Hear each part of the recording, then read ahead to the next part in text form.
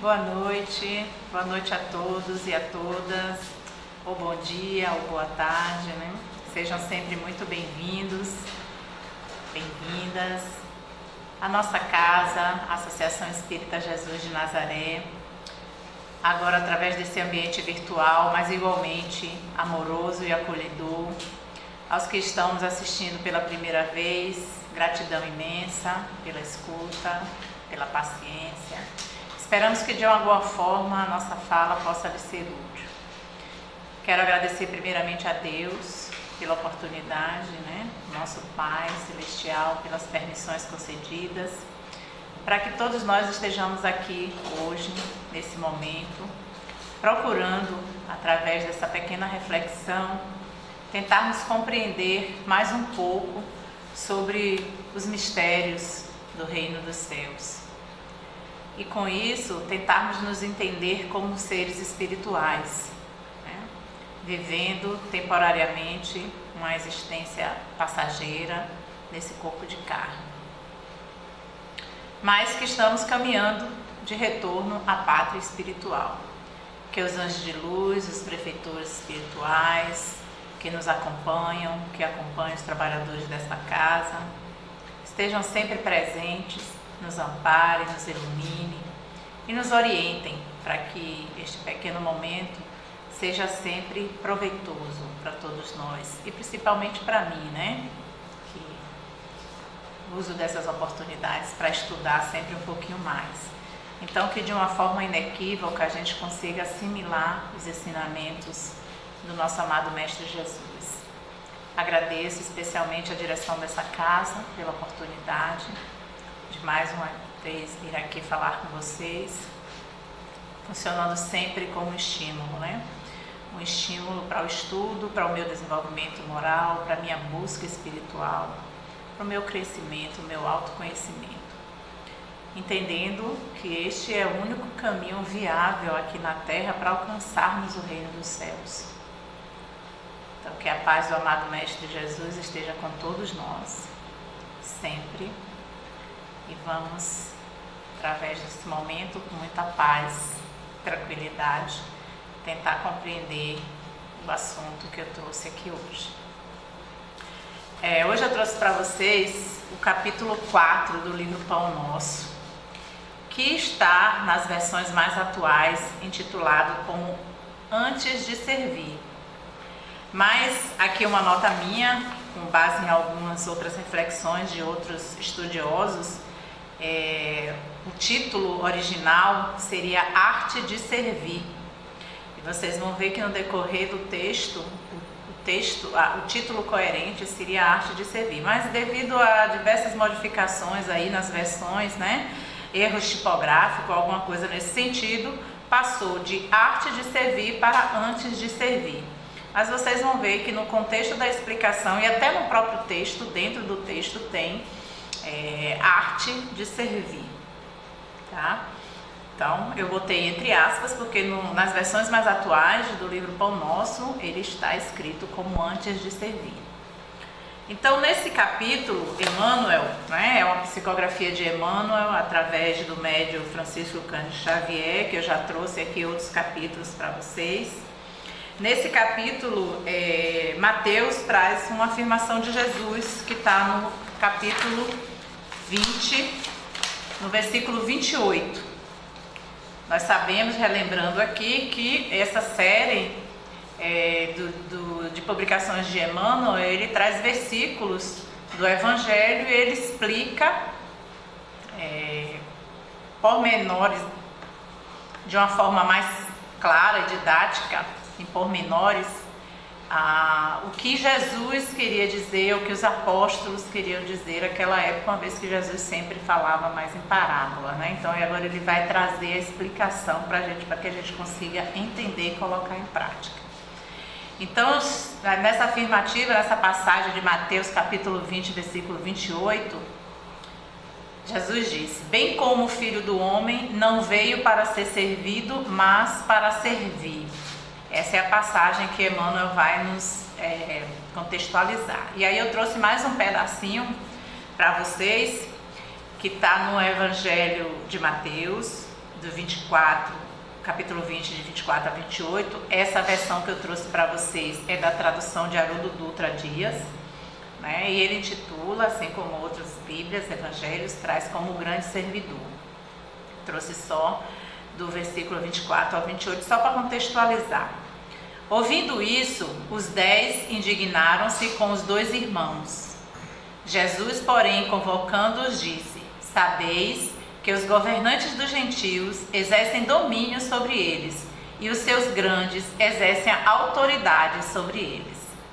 Não será assim entre vós, mas quem quiser tornar-se o maior entre vós será o vosso servidor.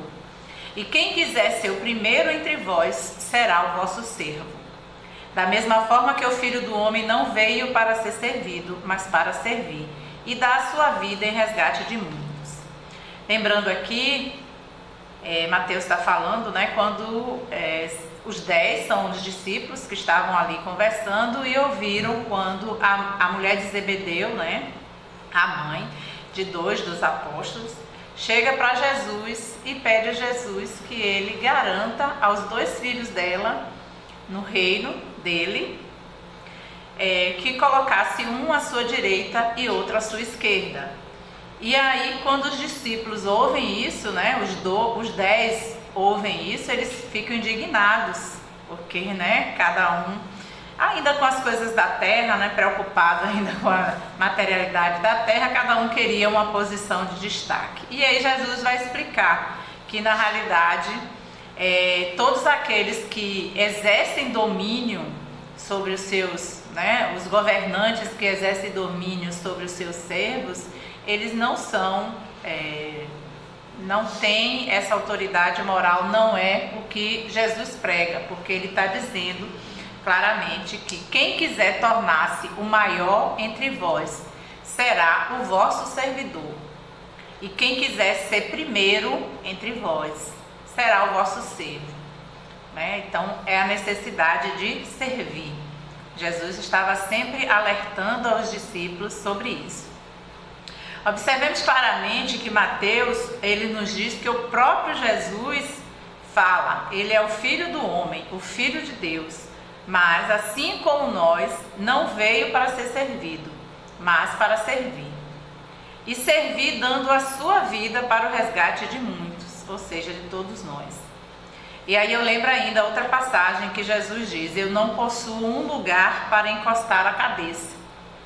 O Filho do Homem não tinha um lugar para encostar a cabeça. E nós aqui preocupados queremos ocupar o lado da direita ou o lado da esquerda, ao lado do trono no reino dos céus, né? Ou seja, para que tanta vaidade? Para que esta necessidade de ter ou de ser alguém importante? Ou de ter coisas importantes, né? E aí Emmanuel começa a explicar, através da psicografia de Chico Xavier: em companhia do espírito de serviço, estaremos sempre bem guardados. A criação inteira nos afirma esta verdade com clareza absoluta. E aí vamos ver quem é esse espírito de serviço. Aqui, gente, na minha interpretação, viu? Na minha singela interpretação. Respeito aí todo mundo e peço desculpa a quem tiver uma interpretação diferente. Então, o que é esse espírito de serviço? Será que é algum espírito específico, algum anjo, alguém designado para nos orientar no trabalho? Será que é um arcanjo que protege todos os trabalhadores, que fica ali amparando, incentivando? Eu, na minha singela interpretação, imagino que Emmanuel está falando aqui do nosso próprio espírito, da nossa ação de entrega e dedicação, do nosso espírito que atua no processo da caridade, compreendendo definitivamente que fora da caridade não há salvação, que precisamos ajudar os que necessitam, ajudando a superar suas necessidades e não se contentando apenas em satisfazê-las, ou seja, dar o pão, né? Dar aquela coisa material, porque não é só isso, não é só dar o pão, mas é amparar na dor, é amparar no sofrimento, é fortalecer os espíritos desses que estão enfraquecidos, né? que se aproximam de nós de alguma forma, é porque eles estão precisando de ajuda. E é aí que sejamos esse espírito de serviço para ajudar esses seres. É estender a mão, literalmente, para os necessitados. Não necessariamente significa ter algo material para dar, né? Dinheiro, comida, ou pão, qualquer coisa. É claro que muitas vezes é preciso, sim, aplacar a fome do corpo. Porque só quem passa as fomes sabe o que é uma dor de não ter o que comer, de ver um filho chorando e não ter um alimento para dar. Mas muitas vezes nós precisamos lembrar que eles precisam de acolhimento, precisam de um encaminhamento, de uma orientação, né? Para que eles sigam uma outra direção na sua caminhada, né? Que nessa existência eles consigam encontrar uma luz. E às vezes é uma palavra amiga, um aperto de mão, um direcionamento que ele necessita. Então que nós sejamos essa direção, essa luz, essa mão que se estende para um ser que precisa de ajuda. Na Bíblia nós vemos sempre que o serviço cristão é um ato de amor. E o ato de amor, ele nasce sempre do amor que Deus nutre por todos nós. Então o que é que a gente precisa fazer? Seguir os mandamentos, seguir o ensinamento, seguir o amai-vos uns aos outros. Jesus nos diz, amai-vos como eu vos amei. Então esse é o espírito de servir, essa capacidade de enxergar no outro o nosso irmão e que precisa de uma ajuda, qualquer que seja ela. Então, a gente observando esse texto, interpretando, a gente precisa compreender que é necessário tomar esses ensinamentos, né, no nosso dia a dia, transformar o nosso cotidiano, aprendendo a sermos caridosos. Porque quando a gente retornar à pátria espiritual, quando desencarnarmos, voltarmos para a verdadeira vida, nós vamos ser transparentes, completamente transparentes, cristalinos como a água, não é preciso falar, né? Eles estão lá e eles sabem tudo o que nós fazemos, nada ficará oculto. Nós seremos observados e analisados pela forma como agimos com o próximo, né? E pelo trabalho que estamos fazendo, ajudando ao outro, ajudando a nós mesmos, né? Na busca da construção do reino de Deus na Terra. E isso não está mais tão distante, viu, gente? Está mais próximo. Um pequeno adendo meu aqui na minha leitura, interpretação. Aí eu fico imaginando, né? Porque muitas almas não concordam ou não querem aceitar a doutrina espírita e seus ensinamentos, né? Ou as interpretações que os espíritos nos dão, nos trazem. Por que não querem ouvir esse tipo de afirmativa? Por exemplo, fora da caridade não há salvação. Por que não querem? Porque eles têm consciência do que estão fazendo, a grande maioria deles, eles têm consciência do que estão fazendo na sua existência, ou do que não estão fazendo. Então você ouve aqui uma doutrina que te diz que você será julgado pelo bem que fez e também pelo bem que você deixou de fazer. Porque não é só fazer o bem, né? Ou não fazer o mal. Tem que fazer o bem e tem que realmente prestar atenção nas oportunidades em que você está perdendo, que você poderia muitas vezes ajudar um irmão e você simplesmente não faz. São poucos, muitos poucos os que estão preparados para isso, porque Jesus não espera de nós agora a perfeição. Não se iluda, ele não acha que a gente vai se tornar perfeito da noite para o dia, de uma hora para outra. O que ele espera é que pelo menos a gente faça um pequeno esforço para nos melhorar, para que nos tornemos espíritos melhores. Os ensinamentos dele já estão aí, né? Há mais de 2000 anos. E ele lembra a todo instante, amai-vos uns aos outros. Ah, mas para que ser melhor? Alguns poderiam perguntar: para quê? Eu estou contente com como eu estou, tá bom assim, deixa como tá. E aí eu lembro a passagem, mais uma passagem do Evangelho que diz: nenhuma das ovelhas a mim, que o Pai me confiou, se perderá. Então Jesus afirma categoricamente que nenhuma das ovelhas que lhe foram confiadas, e essas ovelhas somos todos nós, habitantes daqui desse e de outros planetas que ele governa, nenhum de nós se perderá. Então, é fato, nós iremos evoluir, nós iremos crescer de uma forma ou de outra, nem que seja por exaustão ou por tédio, né? Você já viveu tantos anos, tantas encarnações naquela situação ali, né? Endurecida, sem querer abrir mão dos seus prazeres, das suas atitudes, que um dia você fica exausto, um dia você fica entediado. E aí nesse dia que você não aguenta mais, você desperta. E aí você começa a mudar. Você começa a querer mudar. E essa será a verdadeira conversão. O abandono do velho eu, né? E começar a transformação do novo eu. Porque aquela vida que até então você vinha levando e que está contente, que está satisfeito, já não te cabe mais. É como uma roupa velha que não vai te caber mais. E você naturalmente vai buscar o caminho da mudança. Mas sempre será necessário, lembrando aqui, corrigir aqueles nossos equívocos do passado. Sempre será necessário. Para reparar todos os nossos enganos que cometemos e que de alguma forma me prejudicou ou prejudicou alguém, né? Através dos meus atos eu posso ter prejudicado alguém, não necessariamente intencionalmente ou não, muitas vezes sim. E aí de qualquer sorte a gente vai precisar corrigir isso aí, nós mesmos vamos querer corrigir, né? E aí Jesus nos lembra, nos apresenta a lei de ação e reação. Você sujou, você limpa. Você quebrou, você conserta. Você atrapalhou, agora você ajuda. Este é o espírito de servir.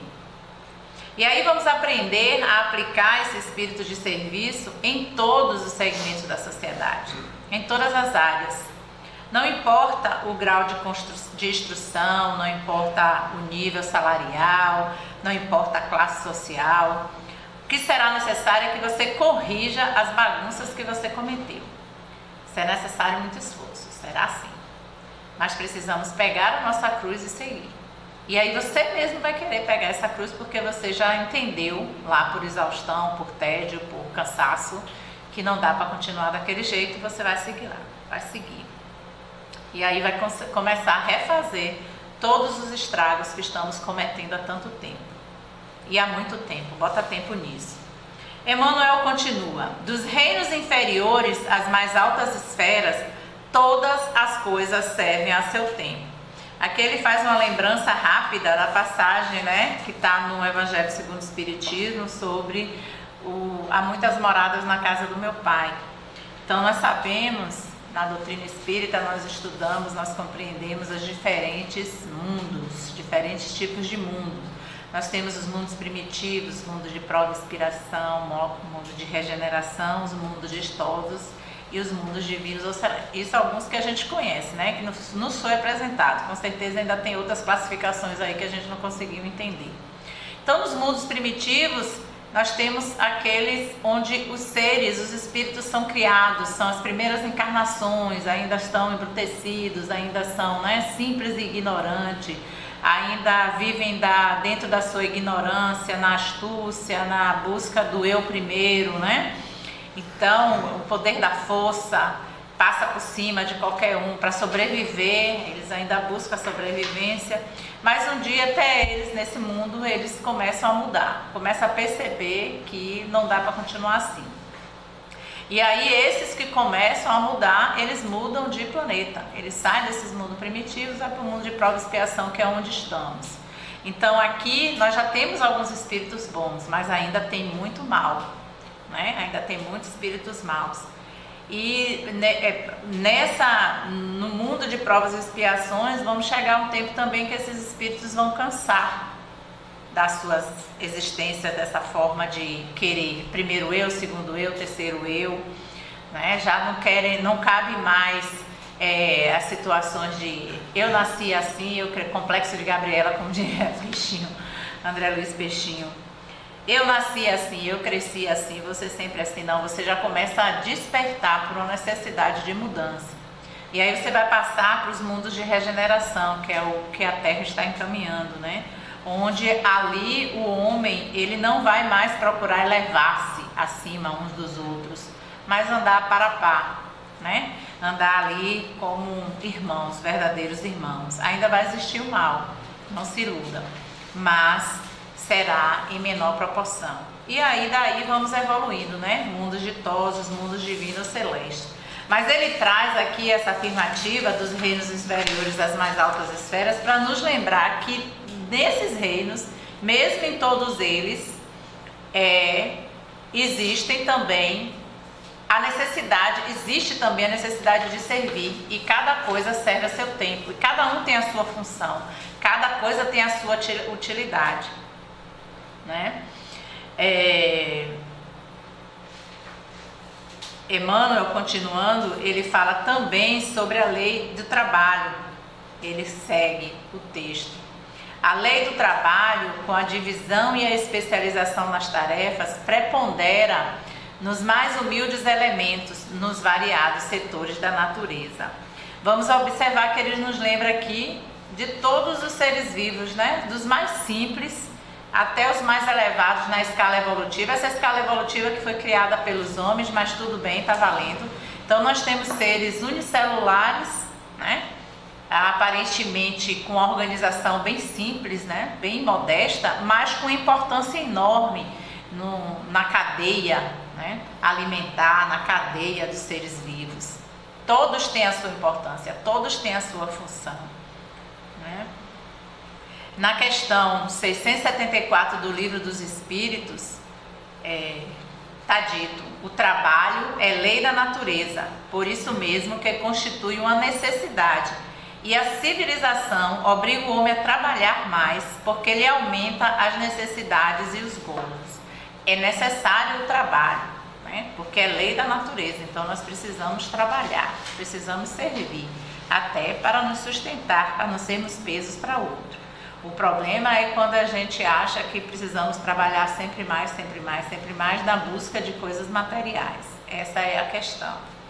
A doutrina espírita, então, ela vem nos demonstrar que trabalhar não é uma exclusividade do nosso plano terrestre. E que em ordens superiores também a espiritualidade trabalha incessantemente a harmonia do universo. E aí a gente lembra que Jesus também disse, né? Meu Pai trabalha até hoje e eu trabalho também. Então, quem acha que pode viver na ociosidade, sem servir a ninguém, nem a si mesmo às vezes, está cometendo um pequeno equívoco aí, né? Podemos citar as bactérias, os fungos, as pequenas plantas como as briófitas, que servem de microecossistemas para o crescimento de tantas outras. E Emmanuel traz: essa árvore curará enfermidades, aquela outra produzirá bons frutos. Há pedras que contribuem na construção do lar, outras existem calçando os caminhos. Tudo tem sua importância. Ele lembra isso, né? Cada coisa tem uma importância. A árvore, ela nos alimenta, ela dá sombra, ela dá madeira, ela dá remédio, né? A madeira que utilizamos na construção. E a gente dá a importância, a devida importância que essas árvores têm para a nossa existência. E aí ele lembra que cada ser vivo tem a sua importância, assim como cada homem tem a sua importância, tem a sua tarefa, desde as mais singelas das criaturas até os grandes empresários das multinacionais. Todos temos a importância nas nossas existências. Emmanuel continua: o Pai forneceu ao Filho, homem, a casa planetária, onde cada objeto se encontra em lugar próprio, aguardando somente o esforço digno e a palavra de ordem, para ensinar a criatura a arte de servir. Emmanuel está nos lembrando que Deus, nosso Pai Celestial, ele forneceu a nós, filhos de Deus, a casa planetária. nosso planeta, né? A nossa morada provisória. E Ele nos deu essa morada perfeita, magnífica, toda organizadinha, tudo com as coisas no seu devido lugar, né? Arrumou tudo direitinho. E se a gente tem dúvida de que Ele criou todas as coisas, é só observar a natureza, é só observar a ação de Deus no planeta. Não a ação do homem, né? Porque o homem que interfere em tantas coisas, mas a ação natural de Deus. O que vamos ver é uma perfeição. Então tá lá, tudo arrumadinho, tudo organizadinho, cada ser vivo com sua função, com sua importância, e apenas pediu para que a gente cuidasse dele. E muitas coisas Ele nos deu para ser útil, para que nós utilizássemos. E aí Emmanuel, né, sempre traz um ensinamentozinho, né, bem simples e certeiro. Se lhe foi dada a pólvora destinada à liberação de energia, e se a pólvora permanece utilizada por instrumento de morte a semelhantes, isso ocorre por conta do uso frutuário da moradia terrestre, porque o Supremo Senhor em tudo sugere a prática do bem, objetivando a elevação e o enriquecimento de todos os valores do patrimônio universal. A pólvora é um bom exemplo, né?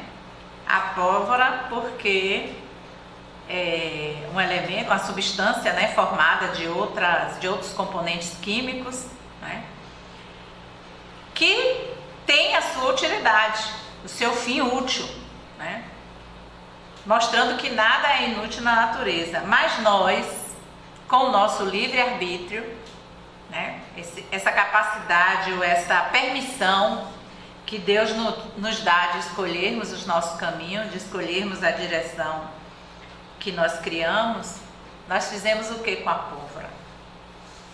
Né? A pólvora, ela poderia ser utilizada, ela é utilizada como produtor de energia, né? Nós fazemos os fogos de artifício, que ilumina as noites, né?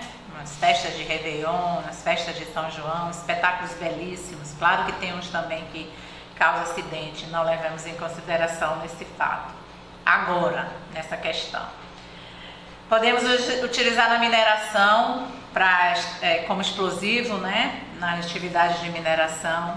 Podemos utilizar como desobstrução para abrir passagens, né? Ou alguns lugares que sejam interrompidos. Então a pólvora é útil.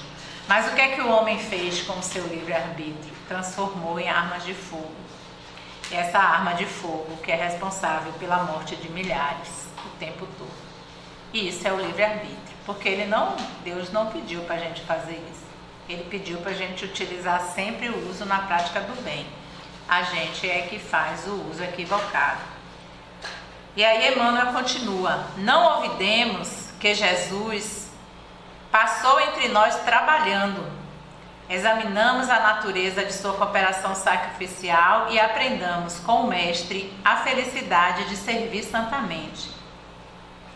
Jesus, quando andou na terra, ele não levou uma vida de príncipe, né? Nós sabemos que ele não viveu como um rei, como um príncipe, com subalternos que fazia tudo para ele. Ele poderia, se assim o quisesse, ele poderia, porque a autoridade moral para isso ele tinha, né? E ele tem. Mas não. Jesus trabalhou como qualquer um de nós e aprendeu, como todos nós, a obter seu alimento, o seu abrigo com o suor do próprio rosto.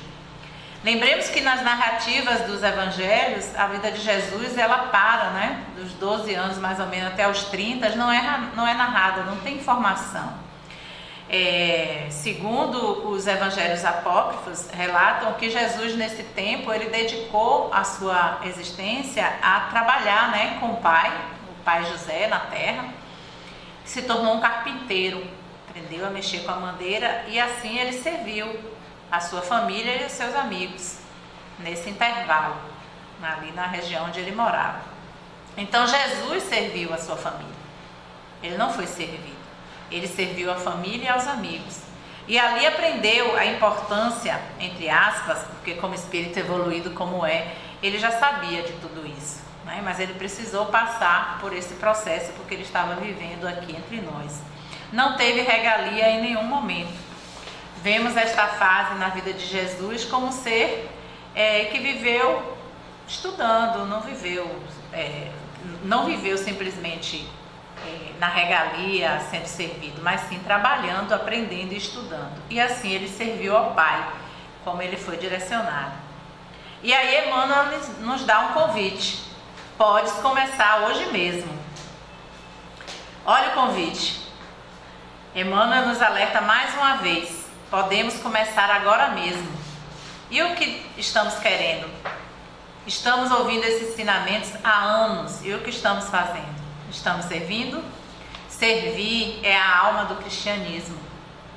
Jesus, em sua postura, o tempo todo nos remete ao serviço e ao amor. Essa é a essência fundamental do Espiritismo. Servir, servir sempre e amar.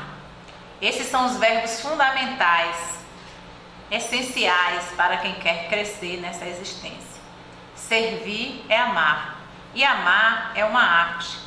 Amar é um sentimento que nos sublima. Servir é a expressão máxima desse amor. Emmanuel continua: uma enxada ou uma caçarola constitui excelente ponto de início. Se te encontras enfermo, de mãos inabilitadas para a colaboração direta, podes principiar mesmo assim servindo na edificação moral de teus irmãos. E aí eu trouxe para vocês algumas lembranças, alguns ícones de trabalhadores incansáveis na seara espírita. Paulo de Tarso, que saiu do Sinédrio, ele saiu como Saulo, transformou-se em Paulo, saiu do Sinédrio, onde ele seria o substituto de Gamaliel, com toda a honra e toda a glória, e se tornou um tecelão. Aprendeu ali, executou trabalhos árduos. Chico Xavier, nosso querido Chico Xavier, servidor público, que não faltava nunca ao trabalho, estava lá diariamente no horário certinho para trabalhar todos os dias. E trabalhava servindo a espiritualidade nas madrugadas, além de atender o povo, todo aquele povo nas casas espíritas que ele frequentava, ainda psicografava os livros. Então, um espírito de servir. Irmã Dulce, que cuidava de todos aqueles doentes, sempre que podia ela estava no hospital, cuidando de um, cuidando de outro, dando uma palavra amiga, porque não é só tratamento físico que ela dava aquele abraço, aquele acolhimento para esses doentes. Jerônimo Mendonça, outro também que eu gosto de lembrar muito, que eu conheci a história dele, chamado Gigante Deitado, que muito novo ele teve um problema de saúde e ele ficou numa cama durante muitos anos. E ele tinha um problema no peito, uma doença, angina, que ele sentia muita dor. E para aliviar essa dor no peito, ele vivia com um travesseiro de 20 quilos, mais ou menos, no peito o tempo todo, para aliviar a dor da angina. Mas mesmo assim ele não parou de trabalhar. O povo botava a cama dele, na Kombi, e levava ele para cima e para baixo, onde ele fazia as palestras, ele dava os ensinamentos dele, sempre com muita alegria, sempre com muito humor, sempre com muita boa disposição. Então, gente, o que é a arte de servir? A nossa vida passa a ser arte no ato de servir ao outro. O objetivo da criação consiste no culto harmonioso do belo e em nome do bem. Quando a unidade terrestre tiver incorporado o espírito elevado, que entende que quanto mais ele sobe, menos se acrisola em si, aí ele vai se colocar a serviço da coletividade. Porque na Terra nós ainda achamos que subir, ou seja, elevar-se, é se isolar, se enclausurar em torres de marfim. Essa é a elevação material, porque a elevação divina não é essa. A lógica da lei divina é diferente da lógica que prepondera nos mundos espirituais. A organização dos espíritos se utiliza de servidores, os que mais servem. Quem mais trabalhava em nosso lar? Eram os subalternos ou eram os grandes lá? O governador que nunca tirava férias, veneranda que nunca parava. O que pesava, o que pesa, entrava, atrapalha essas nossas caminhadas, na realidade, são os nossos vícios. São as nossas rebeldias, orgulhos, revoltas, vaidades, ciúmes. Na terra, o serviço pesado é para os subalternos. Nós pensamos ainda assim, né? Os que se elevam não querem pegar no pesado. Se acham superiores, orgulhosos, vaidosos. Eu posso, eu cheguei até aqui, ele que lute. Hoje é muito comum ouvir, ele que lute. Não tem problema você se elevar, você crescer na sua profissão, naquilo que você escolheu. O que você não pode é achar que você é superior àquele outro que está lá na sua própria empresa, trabalhando, limpando, fazendo um cafezinho, lhe dando um bom dia que você nem ao menos responde muitas vezes. Essa é a arte de servir. Tantos tarefeiros passaram por isso, né?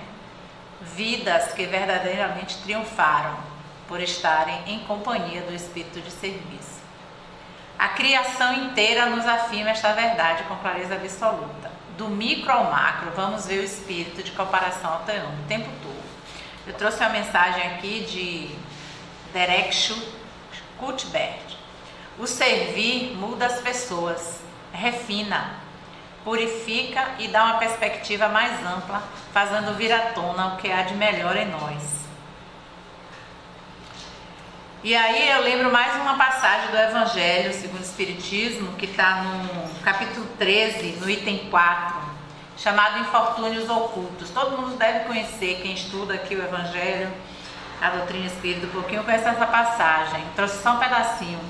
Quem é esta mulher de ar distinto, de traje tão simples, embora bem cuidado, e que traz em sua companhia uma mocinha tão modestamente vestida? Entra numa casa de sórdida aparência, onde sem dúvida é conhecida, pois que a entrada a sauda respeitosamente. Então essa passagem nos lembra, né, aquela história da mulher, da senhora, né, de posses, que sai sempre acompanhada da filhinha e aí se veste modestamente, mais elegantemente, e vai visitar aquela família em que o pai está internado no hospital, a mãe está ali tentando cuidar dos filhinhos, mas sem condições, e ela vai lá e leva alimento, e leva roupas, e leva cobertores, o que a família precisa, e saindo dali ainda vai no hospital, cuida do marido, avisa ele que a família está bem, né? Então ela vai realmente servir aquela família. E assim ela orienta também a menina a aprender que ela precisa também servir, ajudar ao próximo, né? É uma passagem interessante, vale a pena reler, estudar, quem não conhece. Eu lhe afirmo, Bezerra de Menezes traz essa mensagem, eu lhe afirmo que a moral espírita é a pura moral cristã. Amor e caridade. E para finalizar, eu trouxe um soneto que está no livro Parnaso de Além Túmulo, que é do espírito Raul de Leone, que diz mais ou menos assim: não te entregues na terra à indiferença, cheio de amor e fé, trabalha e espera. Nos domínios do mal, nada há que vença, a alma boa, a alma pura, a alma sincera. No pensamento nobre persevera, de servir, sempre alheio à recompensa. O desejo do bem dilata a esfera das luzes sacratíssimas da crença. Vive nas rutilantes almenaras dos castelos do amor de essências raras, aspirando os olores da pureza. Terás na terra então a vida calma, e a morte não será para a tua alma jamais medonha e trágica surpresa. Raul de Leone, em Parnaso de Além Túmulo. Gratidão a todos pela escuta, espero que tenham gostado. Fiquem todos sempre na paz do amado Mestre Jesus.